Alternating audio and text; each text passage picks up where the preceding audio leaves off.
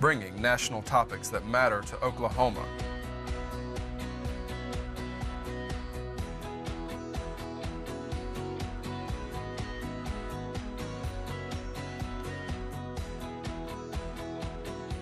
With Congressman Tom Cole.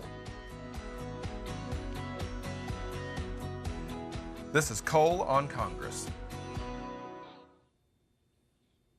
Thank you for joining me for today's episode of Cole on Congress.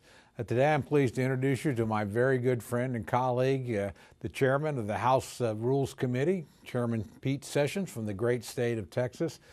Pete was first elected to Congress in 1996.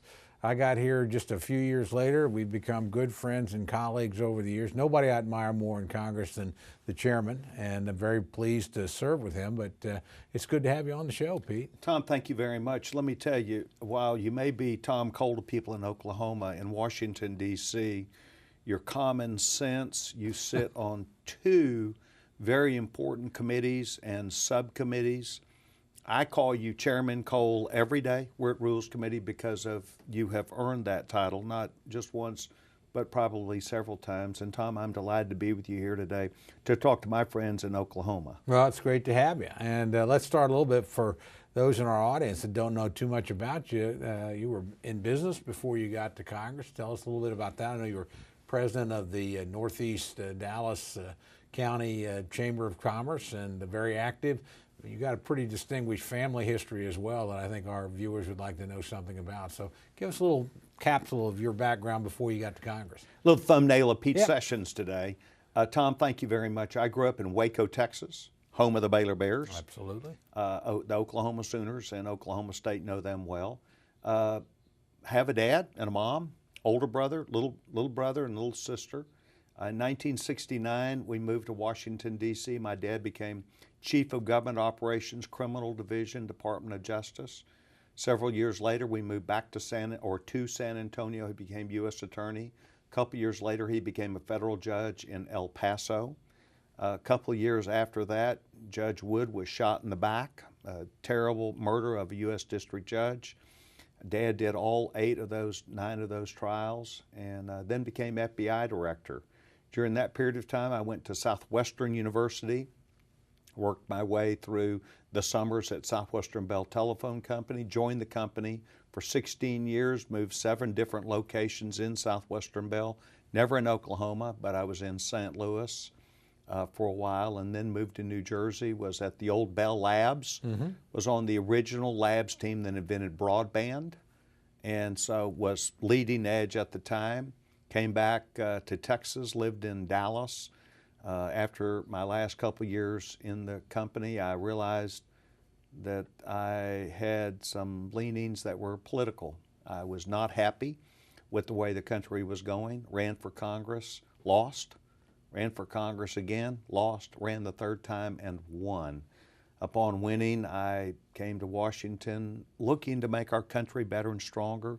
Deeply believe that the biggest problem we have in this country is big government. The biggest threat to freedom is big government, and I've believed that throughout my career along with a couple of other things, and believe that the Republican Party, a conservative philosophy, offers the best way to move forward.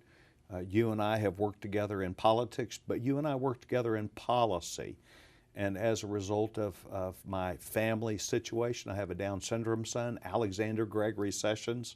Down syndrome young man, Eagle Scout, cool guy. But it throws me in the midst of this disability, what really is a thrust that Congress must be engaged in of making sure that we have more research and development. That's where Tom Cole comes in. Tom Cole, Chairman Cole, appropriator responsible for NIH. I'm the retina guy in Congress. I understand about photoreceptor cells and how we need to bring sight to people. I understand the disability community and Down syndrome, and you and I have done very well with each other as a result of that. And my service in Congress is about helping other people. I think you and I agree on a lot more, believe it or not, and that is we're for more wag and less bark. I'm for getting things. That's a very Texas way to put things. I like that. Getting things accomplished is what we're after, and you and I see things not in terms of a fight and a battle, but what the American people need, Chairman. And that's where you and I have really done well over the last few years in particular, trying to get the benefits of what is right to the greatest people in the world, and those are Americans.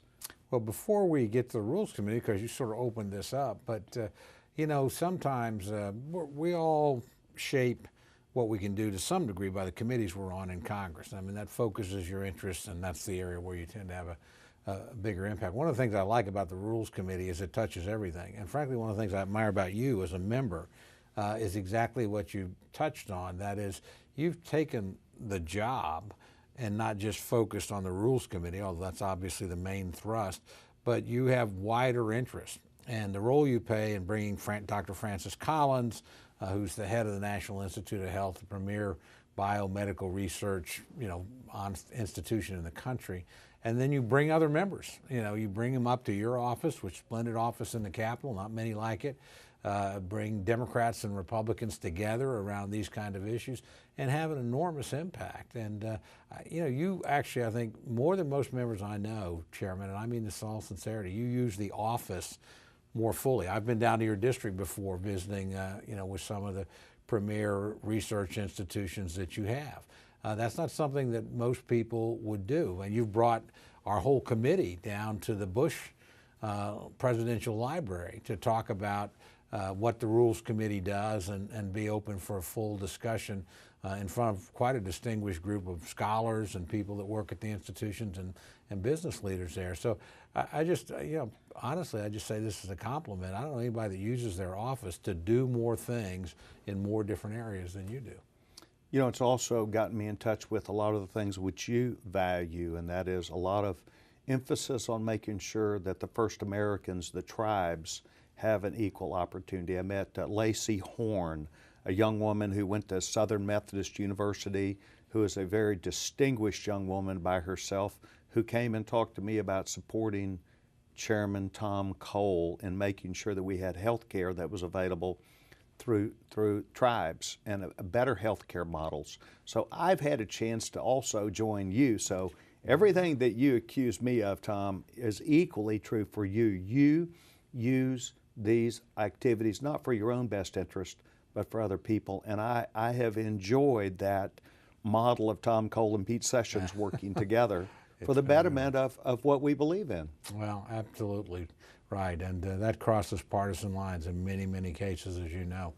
Let me talk to you about the Rules Committee, though, because when I go home, most people don't understand it. First, I'd like to know how you got involved with it, because you got involved very early and you rose through the ranks. You're now our chairman chosen by two different speakers to chair that committee. And for our viewers and listeners, the Rules Committee is called the Speakers Committee because it is his preeminent mechanism, arm, if you will, for maintaining order and moving legislation along. It's the most critical. In fact, I can make a pretty good argument that after the Speaker, the Rules Committee chairman, which he chooses, is probably the second most important person in the House and actually getting things accomplished for the American people. So explain to our audience a little bit, number one, how you got involved there, what led you in that direction, and then two, how this very small but very powerful committee actually works to expedite important legislation. Tom, you're one of the first persons that really has asked this in such detail, so I'll give you a short answer. The answer is that I found myself my freshman year before the Rules Committee 8 or 9 times pushing particular pieces of legislation, mostly on behalf of government reform, the Science Committee, or financial services. And our chairman at the time, who then became my mentor, David Dreyer. David enjoyed me coming to the committee. I would work the committee. I would make sure they knew what I was after. And I got a number of amendments made in order. Once again, I'm a Republican. They were good ideas, but you got to work it, as you know. Second, what I did is I saw this as an avenue for greater service. It's your career. What you do, the committee assignment becomes your career. Dick Armey, at the end of my first term, pulled Kevin Brady and I together and said, all right, one of you is going to go to Rules, one of you is going to go to Ways and Means. Which do you want? Kevin Brady looked at me and I looked at him. I said, Kevin, you've got your family back home. You probably, and some of they were up more often than my family was able to. I said, I don't mind if I'm up till 3 in the morning, which was the model we used to follow a lot. If you want to go Ways and Means, which he desperately wanted, I said, I'll go to Rules. And we cut the deal that day. He went to Ways and Means. I went to Rules 21 years ago. Well, the happy ending is you're chairman of Rules and he's chairman of Ways and Means at a time when we're about to pass, and I think will pass, the largest overhaul of the tax system in 31 years, and both of you are absolutely indispensable to that process. Kevin is doing a great job, and I'm so proud of his leadership. And I've tried my best throughout all these years, being on the Rules Committee, to make sure we looked at all the avenues, tried to be fair to allow every side to make its argument, which for a number of years, as you know, sitting on the committee, lots of times it's hurry up and get through it. I want people who I believe are members of Congress to be able to represent people and their ideas. And I think almost every person I listen to, I hear at least shreds of evidence that some of their ideas, if not all their idea, could be included in a bill, and I think it's important that we listen. Well, you do that, honestly. I had the privilege of serving with you under Chairman Dreyer for a couple of years on the Rules Committee. And, you know, he was a great chairman, just as you are, but chairmen have different styles. And yours is much more inviting and, frankly, much more open to the other side, to allow them to bring their ideas, make their case. You've been, I think, much more generous in terms of trying to work with them to get them to have an ability to bring their amendments to the floor, to offer their point of view, in some cases find common ground between the two. And it's really lowered the temperature. That when I served there as a sophomore back in I guess it would have been 05 and 06. Hot box. It really was, and it was a fight every day. Now it was a fight we were going to win because there's 9 members that the speaker choose and 4 that the minority leader choose, and we worked with the speaker at that point. But it was firing, and it was late. It still can be testy. I mean, these are strong people with strong opinions on both sides of the aisle. The quality of the members are always very good. Because you know, on either side, you're going to put people there. They're going to have to make an argument, and they're going to have to be serious about doing the work. But you've managed to make it a lot more congenial, I think, by allowing the other side to have their opportunity to make their say and make their case, and they respect you for it. They have a lot of admiration for you, Chairman. I think the good part is that what the American people are looking for, I don't think they mind the battle, but it's got to be a fair fight. It's got to be a fight where people are allowed to express their opinion and get their ideas out there. And you and I have seen both sides of that coin, where there are things that you have to do in the committee. Tax bills are one of them. You don't open up the whole tax code to what you're doing. And a lot of other things have germaneness tests, and they have tests that run through Congress. We try and follow those, but we try and do it in a way that will give benefit to people who are in the minority, which I deeply believe in their ability to argue their case and have a chance to sell to the American people. Well, you've been on both sides of that, obviously in the committee. You served when we were in the majority. You served when we were in the minority. So I think you understand it in that sense a lot better than most members do. And you know how to use it like a fine instrument, not like a heavy hammer. Yeah. And it shows in deliberations up there. But I also think in this committee, just so again our viewers and listeners know, every important piece of legislation from every committee in Congress goes through the Rules Committee before it reaches the floor. And that means you're probably the best informed chairman. You probably know more about what's going on in all the committees and what is moving toward fruition than literally anybody else in Congress, because it's got to go through your committee first. And you basically, working with our leadership and with the Speaker in particular, decide what the rules for that bill are going to be, what amendments are going to be made in order. What's the nature of the debate? How long will it last? I mean, you frame the whole thing for every single consequential piece of legislation that comes to the floor. It's an awesome responsibility. Well, as you well know, even within our own party, there are some voices which need to be heard and need to be understood also, and that's probably an equally hard part. How you put together an opportunity for your team and others and the American people to see that this is the most important bill that we're doing. And that's where I think a lot of people fail to understand that a lot of time Tom Cole and Pete Sessions spend, how do we make sure that the American people become winners in what we're spending our time doing? And it might seem like it's a mundane piece of legislation, but I guarantee you it's important to somebody, whether it be small business or whether it be someone who needs NIH attention. I believe it's important, and you and I spend a lot of time. There's no more faithful member of the committee than you, day in and day out, that are there. You got to do your homework, and you got to be prepared to defend the hill you're on. Well, your fingerprints are on almost, well, frankly, every important piece of legislation, every funding bill that comes through, the tax bill, every reform bill, things like 21st Century Cures, which was a huge bipartisan effort to improve the quality and the quantity of biomedical research in the country, one of the great triumphs of the last Congress. And your time as chairman, probably not a fair question, but if you had to pick a few of the most important bills that you've worked with through the rules process, what would they be?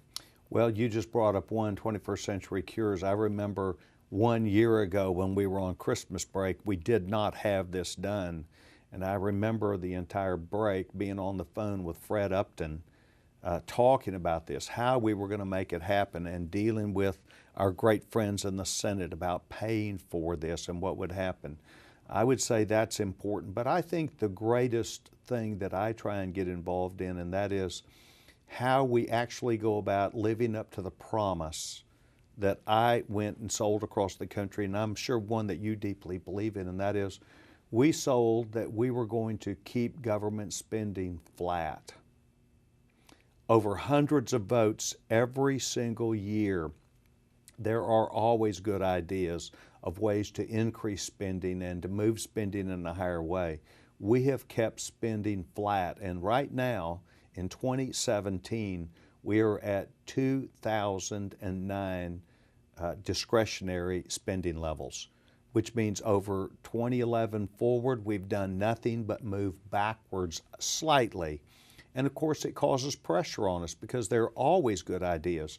But we told the American people that this spending problem was something that Republicans would be serious about. We would be serious, and the way we've done that is convincing our team, yes, and through the Rules Committee, our opportunity to make sure that in the budget and in the appropriations bills, we stood strong. One example that does not fit that, and that is, I, like you, am concerned about not just Tinker Air Force Base, I am concerned about the men and women of the United States military and their families. And you and I have had to make, despite that promise that we were going to keep spending where it should be, we need our Veterans Affairs, our men and women who've come back to this country, come home, need to be taken care of. And in Veterans Affairs, you know what we've done there, spent more money. And secondly, the military. It's my promise back to people in Dallas, Texas, that I will keep us on that pathway, but I will not let our members of our military suffer as a result of their great sacrifice to this country. Well, and I think there's broad agreement, certainly in our party, about that issue. You can be a defense hawk and a fiscal hawk, and I think we have made some big sacrifices on the non-defense side of the budget. I think going forward, the real question for us will be, and I know the Speaker plans to deal with some of this beginning next year, tax bill this year. We did deal with some entitlement reform, and as a matter of fact, in this tax bill, by getting rid of the individual mandate, you literally saved the federal government $300+ billion over a decade, and money that we are now busy trying to return to the American taxpayer in this bill. So we've done some entitlement reform, but that's really the key going forward. Is the so-called mandatory part of the budget, and that's politically the third rail of politics. It's a tough place to go. Hard. But if you ever want to balance the budget in the end, you can't say, well, we're going to keep all the entitlements and we're going to defend the country, because there's not enough money left. If you took every dime on everything else, you still would have a budget deficit if you hold those two items exempt. So well, you and I know that the problem that we have that's more than looming, and that is the interest that we pay on $20 trillion. And it's this interest that is not only sneaking itself, it is racing itself to the top of our expenditures. And that is something that we must realistically avoid. And I will tell you, you've been in Congress for a number of years. I have too. My commitment, and I know yours, is just as strong as the day you came, of right and wrong, and it's wrong to pass this on to our children and grandchildren. Well, I think, and there's limits as to how political we can get here, and I don't want to get political in that sense, but people should know you represent a district that Secretary Clinton carried in the last election, which means for you to win, you are by nature reaching out to voters that had a different opinion at the presidential level, and you are, clearly convincing them that in things like the National Institute of Health, things like your advocacy for children with Down syndrome, which you have in your own family, and others, and your champion of retinal tissue research and those sorts of things. In other words, your voters must be pretty pleased with you, Chairman, because you've got a district that is tough ground, and you've got to be concerned about a whole variety of things and be open to different points of view. Well, we do, and I think that's the whole point you make, Chairman. No does not mean I'm no on everything.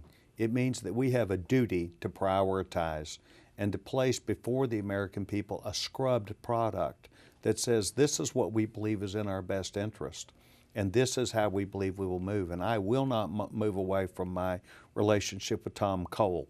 Tom Cole is the person, and that subcommittee, that has to make tough decisions also. You have to do the same thing that I'm expecting other members to do, and that is scrub it, make a decision, and where we can make advantages. And in fact, people in Dallas do understand that. If we're up here just to fight, that's the wrong way to go. But if you're up here making progress, once again, for the American people, for the real job that Congress should be here, then I think you can sell yourself. Well, a lot of this is priorities, particularly. You can be tough in spending and still increase some areas by making hard decisions elsewhere. This year, in the portion of the budget that I'm in charge of, we cut over $5 billion, but we increased money for the National Institute of Health, and we increased money for things like early childhood development that we think are important, or programs for first-generation college kids, both preparation and at the institutions Gear Up and TRIO, things like that. But that means you got to make hard decisions someplace else in the budget, something else that you might have liked to fund. It's just not as important. And I find, when we're talking about biomedical research, everybody, cancer doesn't make any distinctions between anybody. Neither does Alzheimer's, neither does some of these other terrible diseases. They're just, it's something that government, since it does have the ability to do something, should be doing something because it impacts the country so profoundly. But again, you've been an advocate in those areas. Tell us a little bit about your son. He is a remarkable young man. I've had the privilege to meet him, and some of the things he's accomplished, and some of the things you've actually put me in touch with. And we had him testify, one of the premier experts on Down syndrome in the country. You've just been such an advocate there. Talk a little bit about your passion for that and what you think the prospects are going forward. Thank you very much. Alexander Sessions was born into a proud family. He's now 23 years old, works at Home Depot in Lake Highlands, Texas. He's an Eagle Scout. He's a great swimmer. He engages. By the way, Mr. Chairman, you're an Eagle Scout too. Yes, so sir. he's an Eagle Scout raised by an Eagle Scout. And my father's an Eagle Scout, and both my boys are Eagles. But with this said, Alex has always brought an enthusiasm about him that is most special, in particular when you realize it's just love. I mean, he just loves people. He cares about people. But what Alex brings to the table that's very interesting is this amazing process to be able to go and show how Down syndrome, being a Down syndrome person, should not completely change your whole life, that he has huge attributes that he brings, an enthusiasm and an insight to people. Empathy might be the best word.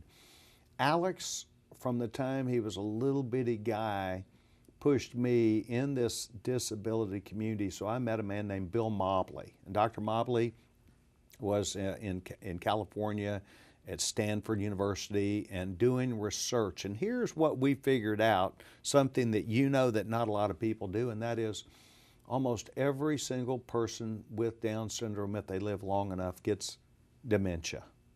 they have those early characteristics, and the gene that Down syndrome people have is the gene that develops in people with dementia. Same gene. If we could learn early on about how to either mask or change or find a way to turn off this gene or series of genes, it would save so many other people. And so we really get an early view. So as you'll recall, a few years ago, you allowed us to take the small Down syndrome money and move that into the dementia area, which is much larger, and they began a collaborative effort. Their researchers, instead of dealing just with older people, they came backwards and looked at it from a brain gene function. And that has done amazing things. And Bill Mobley not only is probably the top researcher in the country, the world on this effort, he's able to isolate these genes and tell us how we can manipulate those to make sure that we're understanding it. And the answer may come from dementia, from Down syndrome. Yeah, no, it's an extraordinary thing. We had a magnificent hearing which you testified at, and thanks to your efforts, Dr. Mobley testified at as well, and it was eye-opening, I think, to the committee because we have made substantial investments in dealing with Alzheimer's and dementia. It's the most expensive disease we have. Here we have a population, as you says, that develops these characteristics, and we know a lot more about it now because their lifespan has increased a great deal simply by getting decent care. I wish we'd done more in the area of research, but this may be a community that, as we try to address its problem, frankly, literally opens up the solution to a problem that is probably the biggest financial problem that we face. Well, you took the time, and the committee did, to hear about a person that really has what I consider to be field glasses of looking downstream, following where we need to be going, and challenging the researchers. He has a specialty, but I think he came and gave the committee a viewpoint why this is important, and the larger prize here for the American people is dementia, not Down syndrome, but dementia that impacts so many of us. Absolutely, and a disease that we spend right now $259 billion a year looking after Alzheimer's and dementia patients and Medicaid. We've got literally less than a minute, Chairman, but I'd be remiss, number one, not to thank you for giving me the opportunity to serve on your committee, be your vice chairman. It's been one of my best experiences in Congress, but just thank you for being the kind of member you are. I mean, you are a member's member, a leader's leader. You've done it throughout your time here, and I don't think there's a more significant player in Congress than you. Well, I cannot do it by myself, and you know this, Tom. You and I match up not only well together, but we try and be in a place. And all I can tell you is, and I'm for the Oklahoma Sooners, in this game that's going to be in a week or so, and I will tell you that you bring spirit on behalf of the Oklahoma Sooners, and my very best to them, your new coach, and to Baker Mayfield, national champions. Well, we thank you for that, but we will also admit Baker Mayfield's a good Texan. A lot of our players are good Texans, they are. And so just keep them coming up, Chairman. Yes, sir. Thank you very much. Yes, sir. We just let it go.